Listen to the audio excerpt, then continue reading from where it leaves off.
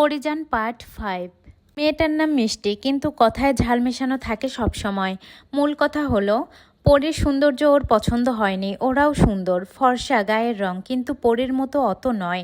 দুপুরের খাবার ডাক পড়তেই সবাই একসাথে খেয়ে নিল, কিন্তু খাওয়ার সময় ওরা পরীকে দেখতে পেল না।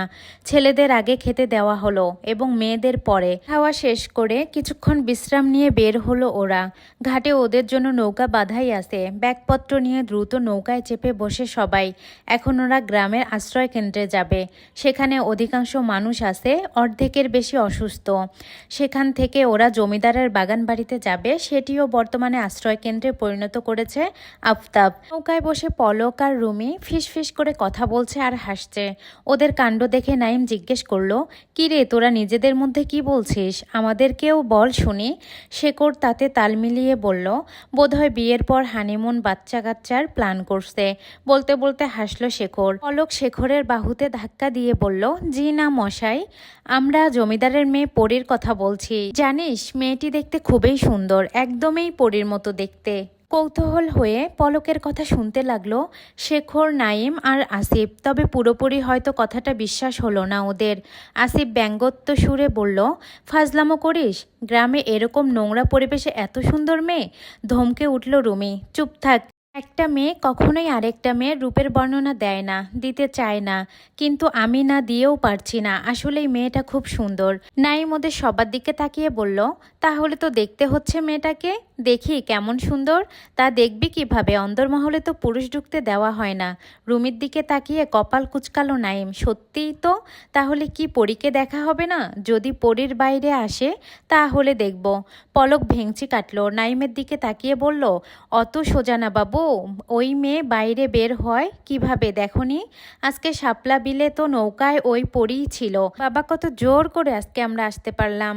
নাইমের মুখে চিন্তার রেশ দেখা গেল। পলক আর রুমি যেভাবে মেয়েটার বর্ণনা দিল, একবার না দেখা পর্যন্ত ও ক্ষান্ত হবে না। শেখর দুষ্টু হাসি দিয়ে বলল, তাহলে আমরা রাতে চুরি করে অন্দরমহলে ঢুকবো। কি বলিস তোরা? আমি কিন্তু পরীকে না দেখে শহরে ফিরছি না। শেখরের কথায় সবাই হাসলো, শুধু মিষ্টি বাদে। ও ছইয়ের বাইরে বের হয়ে চারপাশ দেখছে। নাইম শেখরের কথা ভেবে দেখলো বিষয়টা মন্দ না। সে বলল, তাহলে আজ রাতেই মিশনে নেমে পড়া যাক। কি বললিস? এবার আসিফও সায় দিল। ও দেখতে চায় কেমন সুন্দর মেয়ে। পলক ওদের কথা শুনে মাথা নেড়ে বলল, পাগল তোরা সব? ধরা খাইলেই বুঝবি, জমিদার মশাই তোদের গর্ধান নিবে দেখিস। আহারে, এসেছি 6 জন, যেতে হবে 3 জন। কথাটা আফসোসের সুরে বলল পলক। নাইম বলল, আমরা ধরা খেলে তোদের নাম বলবো? তোরাই তো লোভ দেখালি। এটা এতটা সুন্দর, গর্ধান গেলে সবার যাবে। গ্রামের প্রাথমিক বিদ্যালয়কে আশ্রয় কেন্দ্র বানানো হয়েছে। এখানে সবাই তাদের মালপত্র নিয়ে কোনো এক স্থানে ঘাপটি মেরে থাকছে। গত 5 দিনে আফতাব উদ্দিন কিছু কিছু খাবার দিয়েছে সবাইকে। তাছাড়া কয়েকটি প্রতিষ্ঠান থেকেও সাহায্য করা হচ্ছে অসহায় মানুষদের। নৌকা থেকে আশ্রয় কেন্দ্রে নামতেই নাইম সহ সবাই হা হয়ে সবটা দেখতে লাগলো। এই গ্রামে সবকিছুতেই অদ্ভুত ধরনের, এমনকি জমিদার বাড়িটাও অদ্ভুত ধরনের জিনিসপত্রে ভরপুর বাড়িটি। ওরা যতক্ষণ বাড়িতে ছিল ততক্ষণ ধরে শুধু দেখতেই যাচ্ছিল। সবাই ওদের দেখেই বুঝতে পারল যে ওরা শহুরে ডাক্তার। গায়ে সাদা রঙের অ্যাপ্রন জড়ানো, বিধায় চিনতে অসুবিধা হচ্ছে না। খাটো মোটা করে একজন লোক এগিয়ে এলো ওদের দিকে। ঘুরে ফিরে সবাইকে এক পলক দেখে নিয়ে বলল, আহেন আপনারা, এদিক থেকে শুরু করেন। নাইম সায় জানিয়ে লোকটার পিছু পিছু গেল। একপাশে কাঠের টেবিল ও চেয়ার পাতা হয়েছে। মিষ্টি চেয়ারে ধপ করে বসে পড়ল। একটুতেই সে হাঁপিয়ে গেছে। চারপাশে চোখ বুলিয়ে নাক সিটকে সে বলে উঠল, এই নোংরা জায়গায় থাকতে হবে এখন?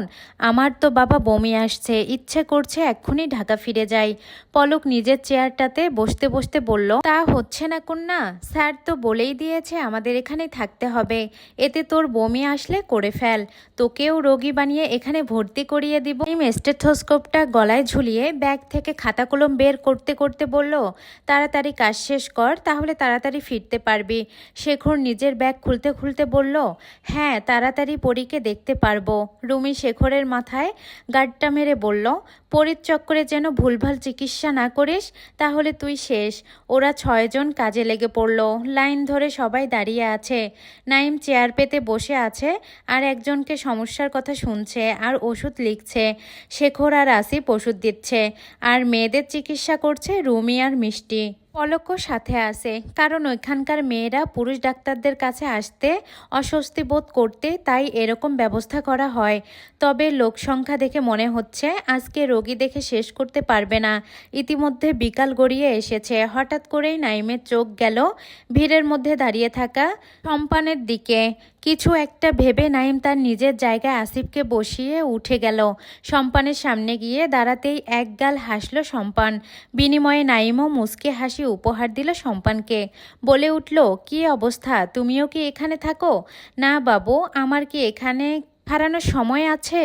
নাও নিয়াই পয়রা তাহি, মেলা কাম আমার, পুরা পদ্মায় আমার, বুঝছেন? সম্পানের কথায় হাসল নাইম। অদ্ভুতভাবে সেই হাসি অবলম্বন করে সম্পান। শহরের লোক হওয়ায় অন্যরকম দেখতে নাইম। চুলগুলো কি সুন্দর, গায়ের রঙও ফর্সা, পরনের পোশাক আশাক বলে দেয় ছেলেটা বড় ঘরে জন্মেছে। এখানে সম্পান নিতান্তই চুনোপুটি। আয়নায় নিজের চেহারা না দেখলেও প্রতিদিন নদীর পানিতে নিজের চেহারা দেখে সে। মাথায় কোকড়া কোকড়া চুল, শ্যামলা গায়ের রং, আর পরনের পোশাক তো সবসময় নোংরা থাকে। এভাবে কি তাদের সুন্দর দেখাবে? সুন্দর দেখাতে হলে আগে তাকে সুন্দর পোশাক পরতে হবে। নাইমের মতে চুলগুলো যত্ন করতে হবে, কিন্তু ওসবের ক্ষমতা নেই সম্পানের। পরের নৌকা চালিয়ে যা পায় তাতেই তো সংসার ঠিকমতো চলে না। তার উপর এই সর্বনাশা বন্যা সব শেষ করে দিল। ঘরবাড়ি সব ডুবিয়ে দিয়েছে। এখন ওর পরিবারের ঠাঁই হয়েছে নিজের আধা ভাঙ্গা নৌকা খানিতে। ফুটো দিয়ে পানি ডুবতেই থাকে অনবরত, আর ওর মা পানি ফেলতে ফেলতে হয়রান হয়। সম্পানকে ভাবতে দেখে নাইম হালকা ধাক্কা দিল সম্পানকে। কি ভাবছো? সম্পান হেসে বলল, না কিছু না। নাইম এদিকে ওদিকে তাকিয়ে দেখল কেউ আছে কিনা। সম্পানকে একপাশে টেনে নিয়ে আস্তে করে বলল, তোমাকে একটা কথা জিজ্ঞেস করব, সত্যি বলবে? কি কথা? খানিকটা ইতস্ত করে নাইম বলল, জমিদারের মেয়ে পরি সম্পর্কে বলতে পারবে? মুহূর্তেই সম্পানের চেহারা আধার নেমে এলো। হাসি মুখখানিতে ভয়ের ছাপ দেখা দিল। সে মাথায় হাত রেখে বলল, ঠাকুরের দিব্যি বাবু, আমি পরীর কিছুই জানি না। ধন্যবাদ।